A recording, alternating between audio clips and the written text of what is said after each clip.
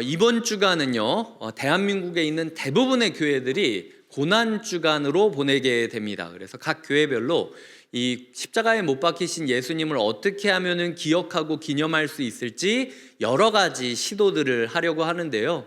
저희도 이제 월요일부터 금요일까지 특별 부흥회를 열게 되죠. 그래서 오늘은 이 특별 부흥회를 앞두고 우리가 진짜 특별 부흥회 할 준비가 됐는지, 매년 그 십자가를 묵상하며 고난주간을 지내고 있지만 정말 우리가 고난주간에 걸맞는 삶을 살아가고 있는지를 점검하는 시간을 갖도록 하겠습니다. 구절을 보시면은요, 하나님이 예수님을 지극히 높이시고 이 세상 모든 존재보다 뛰어난 이름이 되게 하셨다라고 하나님과 예수님의 사이가 어떻게 풍성하게 변하는지를 그리고 있고, 10절과 11절은 우리가 하나님과 예수님 사이에서 어떻게 변하는지를 나타내고 있습니다. 10절에는 하늘에 있는 자, 땅에 있는 자, 땅 아래에 있는 자, 이게 뭐 천국과 이생과 지옥, 이게 아니라 당시 유대인들은요, 이 조상들이 죽으면은 마지막 날을 기다리고 있다라는 생각들을 했습니다. 그래서 천국으로 올라간, 하늘로 올라간 엘리야나 모세 같은 사람들이나 아니면은 지금 이 땅 가운데 살고 있는 모든 사람들, 유대인뿐만 아니라 이방인이라 할지라도, 그리고 지금 우리의 죽어 있는 조상들 포함해서 모든 사람들이 무릎을 꿇고 그리고 모든 입으로 예수님을 시인하게 될 것이다 라는 것이죠. 무릎을 꿇는다라는 건 신하가 왕 앞에 무릎을 꿇고 충성을 맹세하는 것처럼, 이 무릎을 꿇다라는 말이 성경 안에선 예배하다라는 말로 사용이 되었습니다. 그래서 정말 그냥 이렇게 내 기분 좋으라고 예배하는 게 아니라 24시간 우리가 나는 주님의 종입니다 라는 마음으로 철저하게 무릎을 꿇고 예배하고 있는가 라는 이야기를 그리고 있는 거고요. 그리고 입으로 주를 시인한다라는 건 법정 용어이기도 하고, 법정에서 내가 예수 받습니다, 예수 안에 생명이 있습니다 라고 증언하는 그런 증인들을 가리켜 시인했다라는 이야기를 쓰기도 하고요. 요한계시록 성경 맨 마지막에 보시면은 천사들이 내려와 가지고 예수가 어린 양인데 우리를 위하여 죽은 어린 양이라고 예수를 주인이라고 선포하는 엄청난 합창이 들립니다. 그래서 오케스트라가 내려와서 쩌렁쩌렁 울리는 합창을 하듯이 우리 또한 그 합창에 우리의 목소리를 더하면서 화음을 맞춰 예수님을 찬양하게 될 것이라는 이야기라는 것이죠. 그래서 이 구절을 읽으며 사실은 제가 빌립보서 2장을 거의 한 달 넘게 묵상을 하고 이제 여기까지 오게 된 건데요. 이제 오늘로 빌립보서 2장 초반부를 매듭 지으면서 제 마음 가운데 질문이 생겼습니다. 그 질문은 이런 질문입니다. 하나님께서 예수님을 높이사 모든 무릎을 꿇게 하시고 모든 입으로 신앙을 고백해 하셨는데 나는 예수 앞에서 무릎 꿇고 있는가? 그러니까 내가 모든 무릎에 포함되어 있는가라는 거죠. 두 번째로 나는 예수님이 주인이고 나는 그저 종일 뿐이라고 고백하며 그 모든 입 안에 내 입도 포함이 되어 있는가라는 질문을 하게 되었다라는 것입니다. 이 자리에 앉아있는 성도님들은 그 모든 무릎, 예수 그리스도 앞에 100% 굴복한 채로 살아가는 철저한 예배자들이 나라고 자신 있는 분이 계십니까? 아니면은 나는 24시간 내가 하는 모든 말들이 예수 그리스도를 향한 찬양으로 소리 높여지고 있다라고 이야기할 수 있는 분이 몇 분이나 되시겠습니까? 반칠한 시인이라는 사람이 이런 시를 썼습니다. 그냥 제가 읽어드릴게요. 무릎이 구부려지는 건 세상의 아름다운 걸 보았을 때 굽히며 경배하라는 것이고, 세상의 올곧지 못함을 보았을 때 솟구쳐 일어나라는 뜻이다. 때를 가리지 못함이 무릇 몇 번이던가 라는 말로 때라는 시를 쓴 적이 있었어요. 우리 무릎은요, 때를 가리지 못합니다. 하나님 앞에 무릎 꿇고 날마다 하나님의 종으로 살아야 되는데, 하나님 앞에서는 아주 그냥 벌떡벌떡 일어나면서 이거 해달라 저거 해달라 하나님을 종처럼 부리고 있고, 사람들 앞에서는 나보다 조금 세고 돈 많고 지위가 있는 사람 앞에서는 시키지 않아도 주눅 들어 있는 우리의 모습을 발견하곤 한다라는 거죠. 게다가 우리의 입술도요, 때에 맞지 않습니다. 날마다 하나님을 찬양하고 경배하면서 한 주를 보내야 되는데, 그러기에는 내 입이 비판하고 원망하고 판단하고 정죄하고 그리고 분노하고 이런 식으로 우리가 우리의 입술을 잘못 사용하면서 목소리 높일 때는 대부분 화낼 때, 판단할 때, 정죄할 때, 원망할 때 이런 식으로 우리의 입술이 주를 향한 노래로 드려지는 것이 아니라 나의 신세 한탄으로 끝날 때가 많다라는 거죠. 이렇게 돌아봤을 때 성도님들을 탓하는 것이 아니라 저부터도 저의 삶을 돌아봤을 때 참 괴로웠습니다. 그래서 과연 내가 이 모든 무릎에 포함될 수 있을까? 과연 내가 모든 입 안에 들어갈 수 있을까라는 걱정으로 한 주간 말씀을 묵상하게 되었습니다. 특별히 이 무릎이라는 단어랑 입이라는 단어가 제가 굉장히 걸렸는데요. 왜냐하면 제가 처음으로 목사가 되기로 결심했던 때가 중학교 2학년 때였습니다. 중학교 2학년 겨울 수련회 때 기도를 하다가 하나님의 사랑을 전해야겠다라는 하나님의 소명을 받고 어떻게 하면 하나님의 사랑을 가장 잘 전할 수 있을까? 저를 돌아보고 나서 목사가 돼야 나는 하나님의 사랑을 잘 전할 수 있겠구나 라는 판단하에 목사의 길을 걸어갔는데요. 그때 제가 생각했던 중학교 2학년에 제가 생각했던 목사의 이미지가 두 개가 있었습니다. 하나는 무릎이었고 하나는 입이었어요. 근데 시간이 지나면서 사역하기 전까지 이 두 부분이 와장창 산산조각 나면서 이제 깨진 무릎과 깨진 입으로 하나님께 나아가는 그런 경험을 했기 때문에 저는 이 무릎이라는 단어랑 입이라는 단어가 굉장히 불편했다라는 것이죠. 일단 저는 무릎이라고 하면요, 저는 무릎 꿇고 기도를 못합니다. 목사가 무릎 꿇고 기도를 못한다라는 게 상상이 되십니까? 이게 제가 예전에 이제 설명드린 적이 있겠지만 4년 정도 발에서 피가 나면서 이 피고름이 멈추지 않았던 때가 있어요. 어찌어찌 하다가 그것이 우연히 멈추게 되었고 지금도 다치지 않게 관리를 잘 해가면서 보내고 있는 중인데요. 저는 지금 상태에서 무릎을 꿇으면은 그 다쳤던 그곳이 꺼멓게 되면서 부풀어 오릅니다. 그래서 메스로 찢어서 피를 빼야 되겠다라고 느껴질 정도로 이러다가 이거 터지겠다 느낌이 들 정도로 이게 땡땡하게 부어오르면서 시꺼멓게 돼요. 그러니까 제가 그걸 보고 있고 알고 있기 때문에 무릎을 꿇고 나서는 이게 정자세로 원래 무릎을 꿇고 기도해야 되지 않습니까? 이게 한쪽으로 계속 몸이 돌아가는 거예요. 몸을 한쪽으로 균형을 잡고 돌리다 보니까 이쪽으로 돌리면 또 골반이 아픈 거죠. 그러니까 정자세로 하기에는 상처가 터질 것 같고 옆으로 틀자니 골반이 끊어질 것 같고 이도저도 못하고 이렇게 끙끙거려서 사실 기도할 때 제가 무릎 꿇고 기도하는 경우가 거의 없어요.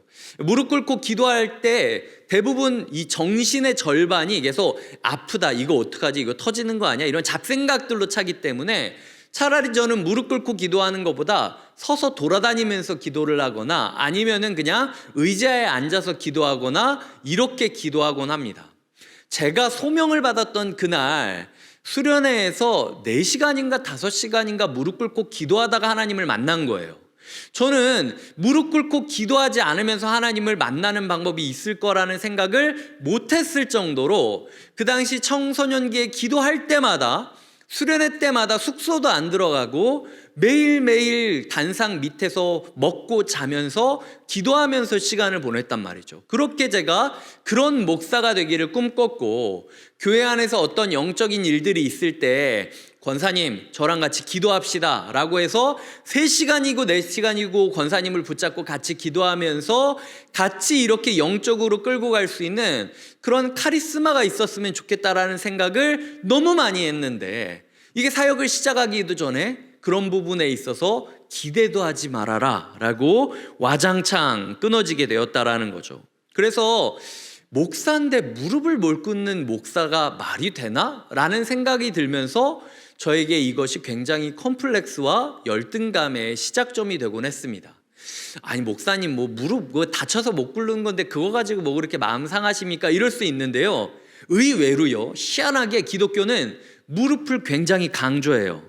보시면은 낙타 무릎 뭐 이런 게 또 유행하지 않았습니까? 야고보가 무릎을 너무 꿇어가지고 낙타 무릎처럼 이렇게 형태가 변했다라고. 그렇게 무릎이 변할 정도로 뭔가 기도를 해야 소위 영성 있는 사역자라고 인정을 받는데 제 무릎은 그런 변형될 기회조차 받지 못하고 있는 거죠. 무릎으로 사는 그리스도인, 저 그리스도인으로 못 사는 겁니다. 무릎을 못 꿇으니까. 아내를 위한 무릎 기도문, 저 좋은 남편 될 수 없다는 거예요. 이 희한하게 기독교인들 책들을 보면 손자, 손녀를 위한 무릎 기도문, 하여튼 무릎이라는 이야기가 교회 안에서 되게 많이 들어갑니다. 근데 저는 이런 단어가 나올 때마다 마치 시험 빵점을 받은 시험지를 들고 다니는 것처럼 막 화들짝 놀라면서 움츠러드는 저 자신을 발견할 때가 많이 있다라는 거죠. 아이러니하게도요, 하나님 앞에서 무릎 꿇는 거는 맨날 못하겠다가 막 뭐 힘들다, 이거 터질 것 같다, 나 이거 안 되지 않냐라고 얘기하면서 열등감을 갖고 있지만, 한편으로 돌아보면 사람들 앞에서 무릎 꿇는 거는 제가 되게 잘합니다. 저 무릎 꿇으라 그러면 꿇을 수 있어요. 네, 제가 대형교회에서 사역을 했을 때 스스로에게 항상 하던 말이 있었습니다. 저도 모르게, 야, 1년에 한 번은 무릎 꿇을 날이 분명히 온다. 그러니까 방심하지 말고 잘 견디고 있어. 이게 제가 항상 사역을 하면서 제 머릿속에 그리고 있던 그 문장이었다라는 거죠. 여러 일이 기억나는데 사역하는 동안 대부분 1년에 한 번씩은 진짜 무릎 꿇었던 것 같아요.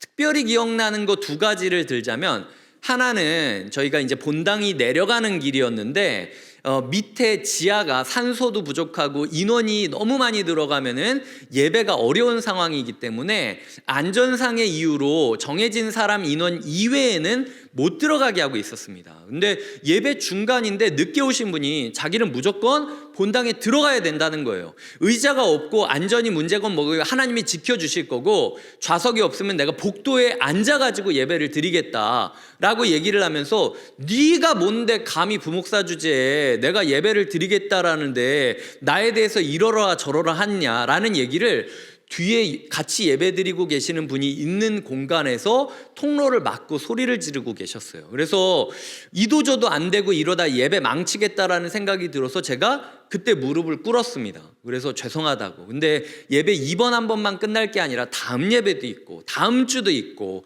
한 번 정도는 어쨌든 이게 안전의 문제니까 그냥 여기서 예배 드려주시면 안 되냐고 하니까 한참을 저를 보시다가 화를 내시다가, 생각을 해보니까 사람들이 다 자기를 보고 있는 거죠. 그리고 목사가 무릎 꿇고 빌고 있고. 그래서 그분이 화들짝 놀라가지고 나중에 올라가셨습니다. 그냥 나중에 그분이 저랑 알게 됐어요. 개인적으로 이제 사역을 하면서 알게 돼서 그 이야기를 추억으로 이야기할 정도로 사실은 다 풀리기는 했지만 그 당시에는 그런 일이 있었다라는 거예요. 두 번째로는 이게 교회에 등록된 교인만 와가지고 주차를 하는 게 아니라 대형 교회다 보니까 주변에 그냥 한 번 오신 분들이 안으로 주차를 못 가지고 오니까 교회 주변에다가 빌라나 이런 데 주차를 해두고 오시는 거죠. 근데 이분들은 처음 오는 거니까 주차 안내도 못 받았고 그냥 연락처도 안 받으면서 전화기 꺼둔 상태로 예배를 드리고 있는 거예요. 그러다가 어떤 주민이 화가 나가지고 교회 그 정문 앞에 들어 누웠습니다. 그래서 내 차 앞을 여기 교회 다니는 사람이 막았기 때문에 내가 볼일 못 보러 갔으니까 나도 오늘 예배 내가 여기 정문에 누워서 차 한 대도 못 지나가게 막겠다고. 그래서 니네도 한번 당해봐라 라는 식으로 정문 앞에 이렇게 대자로 뻗어가지고 누워 계시는 분이 계셨어요. 그래서 뭐 안내 봉사자들이 뭐 계속 미안하다, 우리가 교인이 아니다, 교인이라면 우리가 억울하지 않기라도 하지, 이거는 뭐 저희도 누군지 모르겠다, 뭐 사정을 하는데도 아니다고, 니네가 뻔하다고 얘기하면서 누워 계셔서 제가 한참을 실갱이 하다가 차 빠질 때가 되니까 무릎 꿇고 빌었습니다. 제가 여기서 일어나지 않아도 되니까 두 바퀴만 굴러달라고. 두 바퀴만 구르면 차 한 대가 지나갈 수 있으니까 쌍방통행이 안 되더라도 한 대만 가게 해달라고. 이분들도 사정이 있지 않냐. 아, 진짜 죄송하다. 제가 같이 눕겠다. 그러니까 딱 두 바퀴만 굴러주시면 안 되겠냐. 이게 그렇게 어려운 일이냐. 제가 막 그래서 같이 누워가지고 막 무릎 꿇고 발 붙잡고 막 같이 대자로 막 양복 입고 누우면서 허우적거리면서 그랬더니 그분이 마음이 좀 풀리셨어요. 그래서 한 10분, 20분 정도 그렇게 실갱이를 하다가 내가 너 보니까 봐주는 건데 다음 주에도 이런 일이 있으면 안 된다라고 얘기하면서 소리치면서 가셔가지고 제 마음 가운데 아, 다행이다. 오늘도 예배 안 망치고 잘 넘어갔구나라는 마음으로 넘어갔다라는 거죠. 이게 1년, 2년, 3년, 4년, 5년, 6년 이렇게 지나가다 보니까 예배가 서비스라고 하지 않습니까? 근데 이게 하나님 앞에 무릎 꿇고 하나님을 예배하는 서비스는 맨날 그 하나님 아시죠? 제가 뭐 다리가 아프고 피가 나고 터질 것 같고 맨날 이렇게 얘기하면서 사람들 앞에 무릎 꿇는 건 너무 잘하는 거예요. 그런 저의 이중적인 모습을 보면서 내가 지금 하나님을 예배하라고 목사로서 여기 있는 건가? 아니면은 사람들 마음 풀어주려고 서비스직으로 여기 있는 건가라는 마음이 들어서 제 마음 가운데 도대체 목사가 뭐지? 도대체 사역이 뭐지? 도대체 내가 여기서 뭐 하는 거지? 이런 고민들을 하던 때들이 사실 좀 있었습니다. 그런 저의 이중적인 모습을 제가 보게 되었다라는 거죠. 하나님 앞에서는 못 꿇는다고 핑계만 대면서 그리고 사람들 앞에서는 너무나도 쉽게 꿇고 있는. 그렇다고 저 예배 끝나자마자 꿇으라고 네, 그렇다면 제가 꿇기는 하겠지만 하여튼 그런 식으로 제 마음이 되게 고민들이 많이 있었다라는 거죠. 다음으로요, 저는 입술로 찬양한다라는 거. 저 아시는 분은 아시겠지만 저는 정말 이게 진짜 농담이 아니라 정말 사람들 앞에서 노래하는 걸 정말 싫어합니다. 저는 이게 농담이신 것 같죠? 정말 싫어합니다.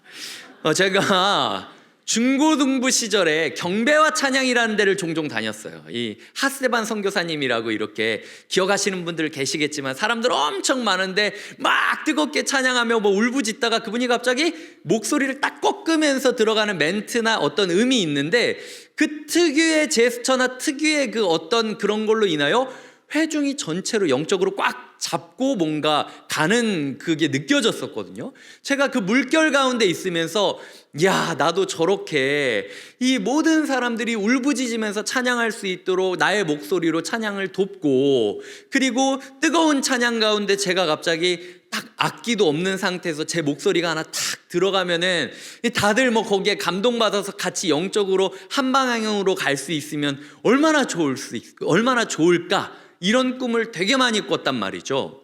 그리고 제가 그 당시 유행하던 그 설교 형식 중에 90년대부터 2000년대 초반까지 설교 들으신 분들은 잘 아시겠지만 예전에 유행했던 설교 방식 중에 설교를 하다가 꼭 노래를 하시는, 찬양을 부르시는 목사님들이 계셨어요. 근데 저는 그 젊은 나이에 그게 그렇게 은혜가 되는 겁니다. 막 소리 지를 때는 엄청 지르시지 않으십니까? 이게 펑펑 마이크가 터지도록 하나님이 당신을 사랑하십니다. 믿으십니까? 아멘. 왜 이렇게 하시는 분들이 있단 말이에요. 그걸 보면서 제가 저 아름다운 목소리, 저거 하나에 그냥 거기에 막 쓰러지면서 다 그냥 우리 목사님 진짜 설교가 너무 좋다. 그래서 제가 하나님한테 하나님, 제가 잘생겨 달라고 기도한 적도 없고 더 크게 해달라고 기도한 적도 없지 않습니까? 제가 어디 기도까지 했냐면, 제가 키가 너무 클 때는 너무 크면은 설교 단상보다 제가 너무 올라갈 것 같으니까 이제 키를 멈춰달라고 기도한 적도 있었어요. 하여튼 그런 식으로 제가 저 자신을 드러내려고 기도한 적 없지 않습니까? 근데 찬양만큼은 좀 잘하게 해주십시오. 제가 이 기도를 되게 많이 드렸거든요. 근데 청소년부 시절 제가 문학의 밤을 준비하다가 갑자기 말이 안 나온 적이 있었어요. 지금 생각해보면 악관절이 심해가지고 뭔가 이렇게 근육이 딱 뭐가 경련이나 경직이 온 것 같은데, 한참 연습을 하고 있는데 갑자기 하더니 말이 안 나와 버리는 거예요. 그래서 난리가 났습니다. 부서 사람들이 다 붙잡고 왜 그러냐, 병원 가야 되냐, 막 울고불고 그러면서 30명, 40명이 저를 붙잡고 통성으로 기도하기를 하고, 그러다가 결국 이게 풀려가지고 무사히 이것들을 매듭 지을 수 있었는데, 그 이후부터 악관자로 있으신 분들은 알겠지만 소리를 내다 보면 턱에서 딱딱 소리가 들리는 거예요. 아무도 못 듣는데 나만 들리는 겁니다. 이 딱딱 소리가 마치 이게 위험 신호처럼 그 경보기 있지 않습니까? 이제 뭐 위험한 데 들어가면 띠띠띠띠띠띠 울리는 것처럼 막 찬양을 하고 있다가도 이 딱딱 소리가 들리면 마음이 확 꺾이는 거예요. 왜냐하면 이러다가 내가 말 못하면 안 되니까 라는 생각이 들어서 확 몸이 움츠러드는 거죠. 그러니까 안 좋은 게 음이 안 나와요. 이 음을 내려면 자신 있게 소리를 빼야 이게 음이 나오는데, 이게 음을 빼려고 하니까 신경이 쓰이고, 신경이 쓰이니까 소리를 줄이고, 소리를 줄이니까 이 음이 안 나오고, 음이 안 나오는데 제가 또 어렸을 때부터 피아노 학원도 다니고 그래서 귀가 엄청 좋습니다. 이게 쓸데없이 목으로 내는 거는 잘 못 내면서 들리는 거는 또 제가 잘 찾아내는 거예요. 제 음이 얼마나 떨어지는지 아무도 몰라도 저는 너무 잘하는 거예요. 그러다 보니까 악순환이 계속 되는 거죠. 이게 자신 없이 소리를 내다가 뭔가 음이탈이 되거나 아니면 음이 이제 조금 반 키 정도 떨어지고, 그 떨어지는 음을 제가 들으니까 너무 거슬리다 보니까 또 자신이 없고, 자신이 없다 보니까 또 소리를 못 내고, 이래서 제가 처음에 이제 곁에 있는 교회로 와가지고 그 교회를 시작해야 되고 예배를 꾸려야 된다고 했을 때, 다른 것보다도 분당 우리 교회에서 이어졌던 그거를 똑같이 이어가고 싶다라는 마음이 있었는데, 딱 하나 걸렸던 게 뭐냐, 제가 다른 게 걸렸던 게 아니라 찬양이 걸렸습니다. 예배 가운데 찬양이 너무 많이 있는 거예요. 그러니까 임례송 할 때도 찬양을 해야 되고, 적용송하고 축도 전까지도 또 찬양을 해야 되고, 근데 내 찬양을 남이 듣는다라는 게 저는 너무 힘들고, 그러니까 아마 저희 개척 준비 기도회 땐가 뭐 그럴 때 마이크가 안 돼가지고 제 목소리 위주로만 들렸던 날이 있었거든요. 제가 그때가 아직도 기억납니다. 머릿속이 하얘져서 제가 어떻게 지냈는지 모를 정도로 힘들었어요. 그래서 제가 하나님한테 이거 교회 시작하려면 하나님 이거 찬양 인도자 주셔야 된다고 기도를 엄청 많이 했는데, 그래서인지 우리 교회에 찬양 인도할 수 있는 사람이 되게 많이 있습니다. 간사님도 있고요, 저희 그 예배사역팀 팀장님도 찬양 인도를 할 수 있고, 청소년부 박지한 전도사님도 찬양 인도를 하고, 어린이부 김한 전도사님도 찬양 인도를 하고, 그러니까 다른 교회에 비해서 오히려 찬양 인도할 수 있는 사람이 많다는 게 그만큼 제가 필사적으로 기도했다라는 거죠. 이제 이 증거가 여기 있다라는 겁니다. 그런데 제가 한 주간 제 목소리가 어느 때에 높아졌는지를 생각을 해보니까, 찬양을 할 때 힘은 계속 빼야 된다, 줄여야 된다, 다치면 안 된다, 몸을 사리면서도 남을 판단할 때, 나 스스로 비관할 때, 하나님 앞에서 원망할 때, 왜 이러냐고 기도 가운데 징징거릴 때, 그리고 뭐 사람들한테 분노할 때, 막 이럴 때는 목소리를 진짜 성악가처럼 막 짱짱짱짱 내면서 하나님 앞에 화내고, 사람들 앞에 화내고, 스스로한테 화내는 저의 모습을 발견하게 되었다라는 거죠. 이 모습이 아까 이야기했던 무릎에 대한 모습이 하나님한테는 무릎을 못 꿇으면서 사람들 앞에서는 넙죽넙죽 꿇는 저의 모습으로 자괴감이 느껴졌고, 입술도 하나님 앞에서는 계속 몸을 사리면서도 사람들과 스스로 앞에서는 마음대로 말하는 저의 모습을 보면서 제 마음에 괴로움이 있을 때가 되게 많았다라는 거예요. 이제 성도님들한테 묻겠습니다. 무릎 꿇고 기도할 수 없는 목사가 있습니다. 그리고 목소리 다해 찬양할 수 없는 목사가 있습니다. 하나님이 그 목사 왜 쓸까요? 하나님이 그 목사를 왜 들어 세워서 여기까지 세워주신 걸까요? 제가 아직도 다 이해할 수는 없지만, 그럼에도 불구하고 제가 깨달은 것은, 제가 영적으로 카리스마가 있어서 10시간, 20시간 교회 안에 기도하는 분들이랑 기도, 소위 말해서 배틀을 붙어가지고 모든 권사님들, 모든 장로님들을 제 권한 아래, 제 카리스마 앞에 압도시킬 수 있는 능력은 없어졌지만, 제가 오히려 그렇게 연약하기 때문에 저를 불쌍히 여겨주시고 기도해 주시는 분들이 보통 목사의 2-3배가 넘습니다. 하여튼 저만 보면은 저희 중보기도 팀들은 다 긍휼의 눈으로 아유 저 젊은 목사 불쌍해서 어떡하나 마음이 아파하시면서 함께 기도해주고 계시고, 그래서 저의 기도의 분량보다 남들이 저를 긍휼히 여기고 기도해주는 분량이 훨씬 더 크다라는 걸 제가 경험하게 됐어요. 그리고 저는 제가 카리스마 있게 찬양 인도를 못하고 사람들이 저를 보면서 야 진짜 우리 목사님이 입만 벌리면 진짜 천상의 목소리가 나온다라고 저를 우상시 여기지는 않지만, 그럼에도 불구하고 그렇기 때문에 제가 주변에 찬양 잘하는 분들을 누구보다도 빨리 알아챌 수 있고, 그분들이 저의 동역자가 돼서 혼자 끌고 가는 목회가 아니라 함께 사역하는 그 즐거움을 깨닫게 하셨다라는 거죠. 저의 삶에는 여전히 연약함이 있고 부족함이 있지만 그것이 연약함과 부족함으로 끝나는 것이 아니라 십자가 앞에 섰을 때, 십자가 곁에 섰을 때 공동체로 말미암아 풍성해지는 놀라운 풍성함을 보이게 되었다라는 겁니다. 여전히 저의 무릎은 꿇을 때마다 기우뚱기우뚱 거립니다. 하지만 그런 저의 무릎 또한 하나님께서는 너의 기우뚱기우뚱 거리는 그 부족한 무릎도 모든 무릎 안에 들어가 있다. 나도 너의 무릎을 받아주겠다. 이게 하나님의 은혜인 거고, 그리고 저의 이 화음이 안 맞고 부족하고 자신감 없는 이 찬양조차도 예수님께서 천상의 멜로디의 화음 하나로 넣어주시겠다라고 약속하시는 게 이 은혜라는 거죠. 십자가 앞에 다가가는 사람 중에서 자신 있게 나갈 수 있는 사람이 어디 있겠습니까?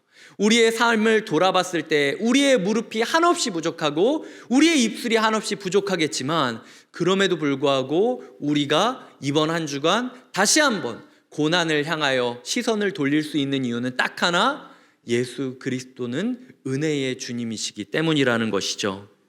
우물쭈물하고 주저하지 마십시오. 주님께서는 상처 입은 영혼을 원하시고 수고하고 무거운 짐진 자들을 원하고 계십니다. 주님께서 찾고 있는 무릎인 나의 무릎임을, 주님께서 찾고 있는 목소리가 나의 목소리임을 기억하시면서 이번 한 주간 서툴더라도 주님, 전 주님의 종입니다. 주님께서 부르신 자리니 제가 온라인이든 오프라인이든 녹화든 뭐든 간에 말씀 앞에 굽히면서 한 주를 살아가겠습니다. 결단해야 된다라는 거죠. 주님, 제가 홀로 있는 그 자리에서라도 함께 찬양하면서 남들이 나를 바보다, 아니면 저 사람 미쳤나? 왜 그러나 생각이 들더라도 내가 주님을 있는 힘껏 찬양하겠다라고 결단하는 그런 은혜의 사람들이 세워질 때 저는 분명히 우리 교회가 바뀔 거라고 믿고 있습니다. 하나님께서 그런 저를 여기 보내셨다라는 건 이미 우리는 그 길로 들어섰다라는 거예요. 완벽함의 길이 아니라 진심의 길로 들어서야 된다는 겁니다. 이번 한 주간 서툴더라도 진심을 다하여 하나님을 묵상하시고 십자가 곁에 서시길 주님의 이름으로 축복드립니다. 함께 찬양하며 나아가겠습니다. 오늘 찬양할 때 낯선 찬양일 수도 있는데요, 그가 오신 이유라는 찬양을 찬양하겠습니다. 이 세상 가장 아름다운 순종의 눈물, 온 세상 다시 빛나게 할 생명의 눈물, 그가 이 땅에 오신 이유, 죽어야 살게 되고 져야만 승리하는 놀랍고 영원한 신비, 우리가 상처가 있어야만 접붙임 받을 수 있다라는 마음으로 우리가 이 신비의 길을 묵상하고 뒤따르겠다라고 결단하며 함께 찬양하겠습니다.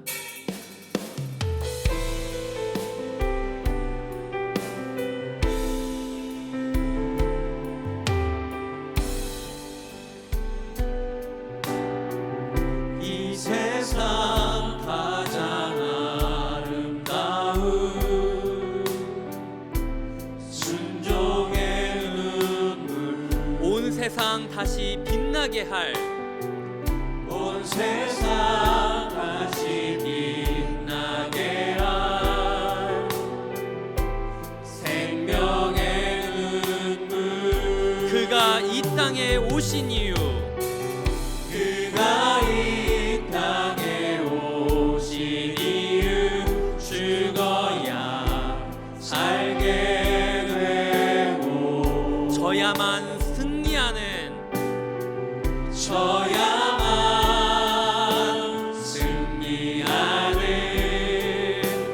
놀랍고 영원한 신비, 지으신 그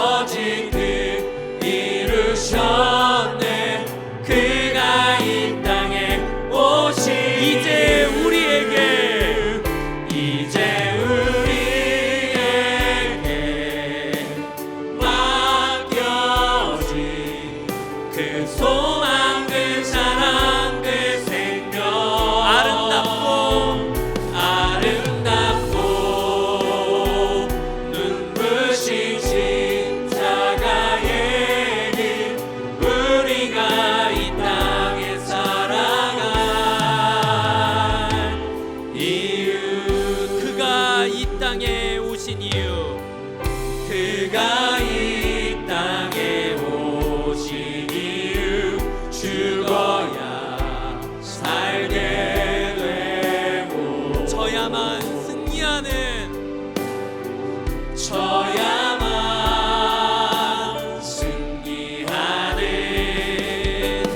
놀랍고 영원한 신비, 지으신 그대로 회복시킨 우리의 창조주 그리스도, 십자가의 길로 아버지 뜻 이루셨네. 그가 이 땅에 오신 이유, 이제 우리에게 맡겨진 그 소망, 그 사랑, 그 생명, 아름답고 눈부신 십자가의 길, 우리가 이 땅에 살아갈 이유. 이 시간 함께 기도하실 때에 우리의 무릎과 우리의 입술을 점검하시고 회개하시며 기도하셨으면 좋겠습니다. 주님, 우리의 무릎이 온전히 주님께 꿇지 못하고 있습니다. 주님, 우리의 입술이 온전히 주님을 노래하지 못하고 있습니다. 하지만 그럼에도 우리의 부족한 무릎과 입술을 모든 무릎과 모든 입 가운데 포함시켜 주셨으니 그 은혜를 힘입어 다시 한번 주님 앞에 무릎 꿇게 하여 주시옵소서. 다시 한번 주님을 노래하게 하여 주시옵소서. 이 시간 회개하며 함께 기도하며 나가겠습니다. 하나님 아버지, 우리를 붙잡아 주시고 인도하여 주시옵소서.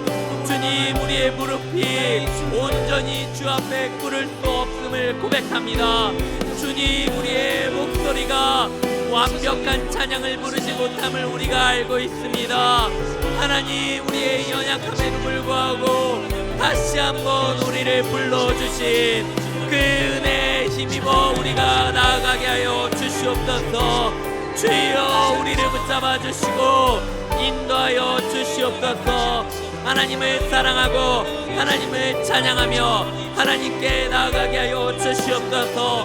주님의 종으로, 주님의 예배자로, 주님을 노래하는 마음의 일부로 하나님 그렇게 한 주 살아가게 하여 주시옵소서.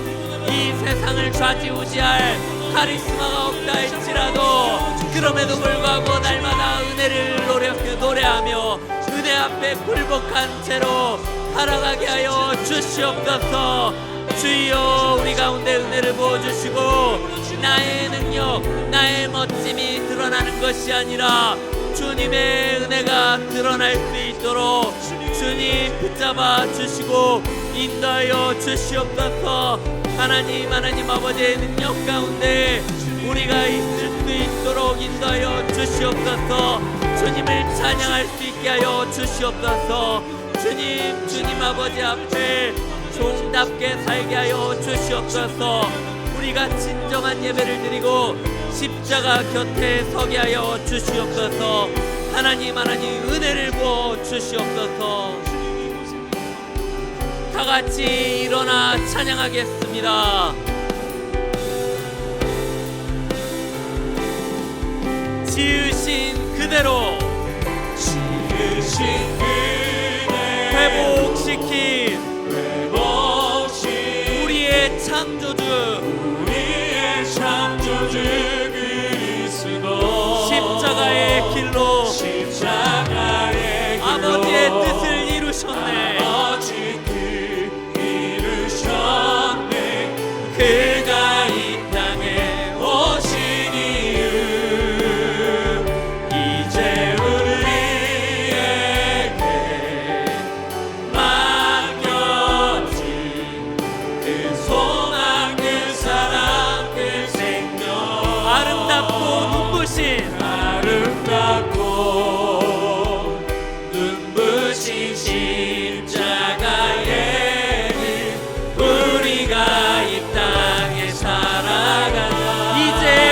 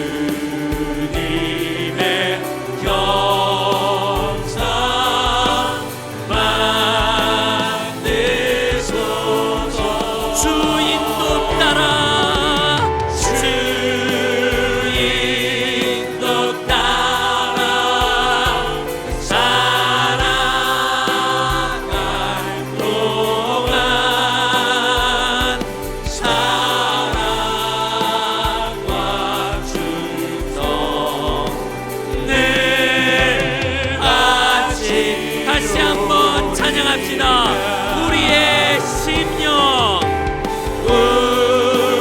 우리의 심령 주의 것이니 주님의 영상 만드소서.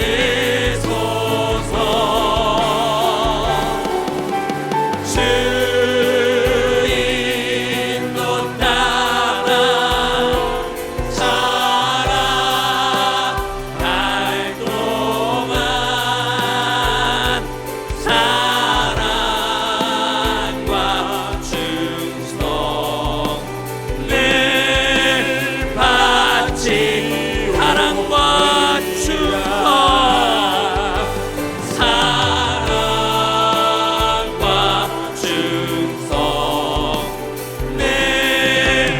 바치오리라. 이 시간 하나님께 감사의 박수를 드리겠습니다.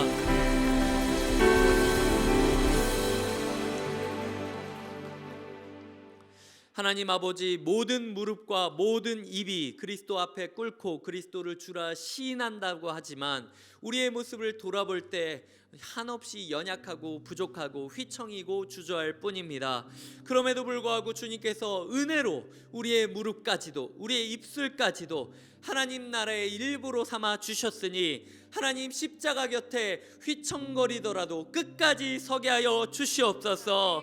하나님, 자신이 완벽하다라고 여겨졌던 사람들은 모두 다 도망갔지만 끝까지 자신이 부족하다라고 느껴졌던 사람들은 십자가를 뒤따를 수 있었음을 우리가 보게 됩니다. 주님, 십자가 곁에 우리를 세워주시고 하나님, 수고하고 무거운 짐진 자를 찾으시는 주님, 상처받고 아파하는 이를 품어주시는 접붙임의 예수 그리스도, 하나님 우리를 붙잡아 주시고 우리에게 생명의 역사가 시작되게 하여 주시옵소서. 이 모든 기도를 이루실 예수님의 이름으로 기도드리며